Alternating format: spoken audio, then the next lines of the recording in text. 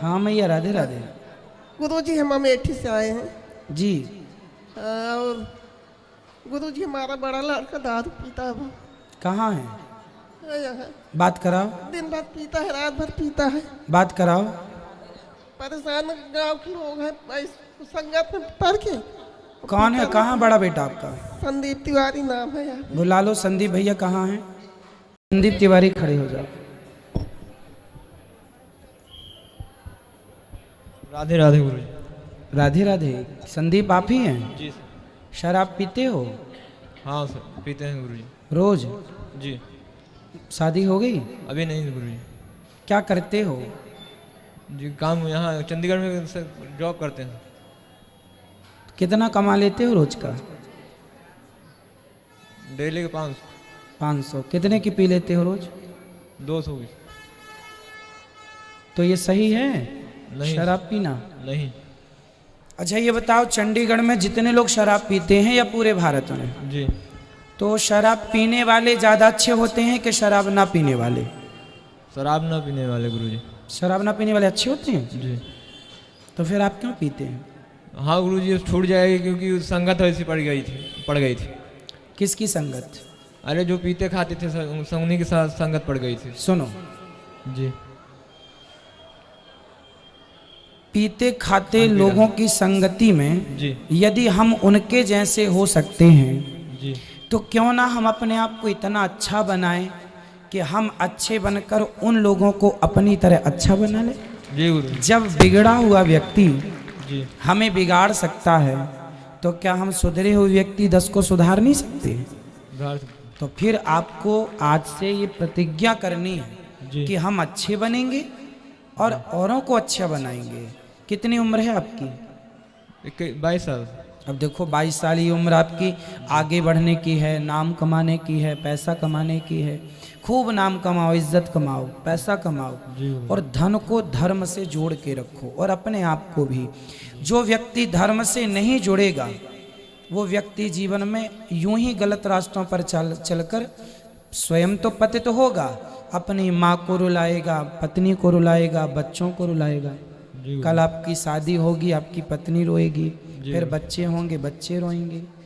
इसलिए बेटा ये गलत रास्ते छोड़ दो और अच्छी संगत करो, हमारी दोस्ती करो। जी गुरु जी, बिल्कुल। कथा सुनते हो? जी।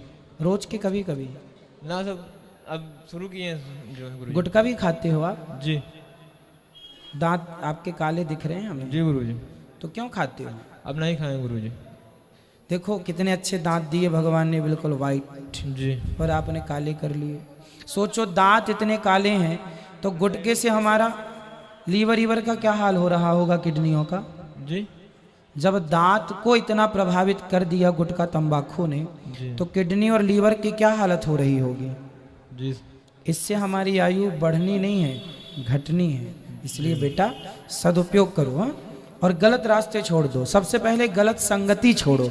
उन लोगों की संगति कभी ना करो, उन लोगों के साथ कभी ना उठो बैठो जो आपको शराब पिलाएं। मांस भी खाते हो? नहीं गुरुजी, मांस नहीं खाते? फिर ठीक है, तो आपको गलत रास्ते छोड़ना है। जी। तो आप हमें समझाओ कि कैसे छोड़ेंगे आप गलत रास्ते। गुरुजी हम उन लोग के साथ बैठेंगे ही नहीं।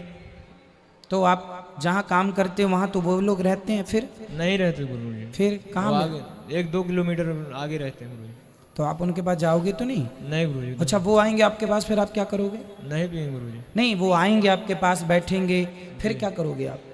बैठेंगे गुरुजी, जो करेंगे अपना करेंगे, हम नहीं करेंगे उनके साथ। अच्छा ये बताओ, जी। कोई व्यक्ति हमें जी। यदि शराब पिलाए, कोई व्यक्ति अनिरुद्धाचार्य को यदि शराब पिलाए, जी। तो वो हमारा दोस्त है या हमारा दुश्मन है? दुश्मन है गुरु। दुश्मन है। दुश्मन। जी।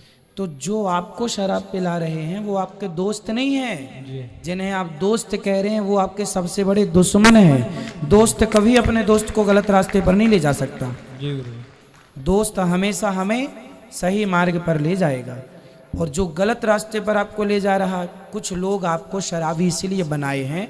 देखो जवान बच्चों को क्यों बिगाड़ा जाता है कुछ लोगों के द्वारा, क्यों?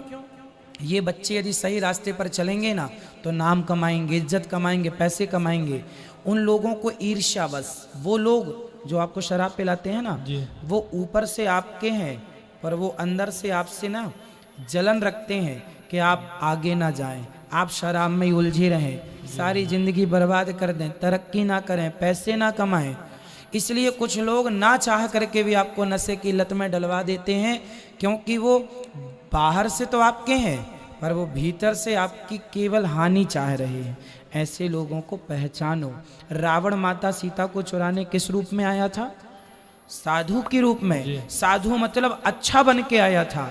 ये समाज के कुछ दुष्ट लोग आपके सामने अच्छा बनकर आते हैं, हम तुम्हारे दोस्त हैं। ये दोस्त नहीं होते मेरे भाई, दोस्त हम हैं आपके, जो आपको गलत रास्ते से सही रास्ते की प्रार्थना कर रहे हैं, भीख मांग रहे हैं कि सही रास्ते पे आओ। वो आपके सबसे बड़े दुश्मन हैं। दुश्मन हैं? हाँ गुरु जी, तो आज से वो आपके कौन हैं? आज से दुश्मन है गुरु जी। दुश्मन हैं। और आने वाले समय में बेटा आपकी देखो माँ पिताजी हैं आपके? जी पिताजी एक्सपायर हो गए हैं। पिताजी, आप कितने भाई हो? 2 भाई हैं गुरु जी। आप बड़े हो छोटे हो? बड़े हैं। तो बड़े की जिम्मेदारी क्या होती है? छोटा क्या करता है? छोटा भी यहीं रहता है गुरु जी। तो वो भी शराब पीता है? ना वो नहीं। फिर आप पियोगे, छोटे बेटे वो भी शराब पिएगा। अरे 2 पैसा कमाओ, बाप मर गया है तो मरे बाप का नाम इज्जत कमाओ, कि भाई कोई ये ना कहे कि बाप मर गया तो औलादें गलत रास्ते पर चली गई। ये आरोप ना लगाए तुम्हारे मरे बाप पर कोई।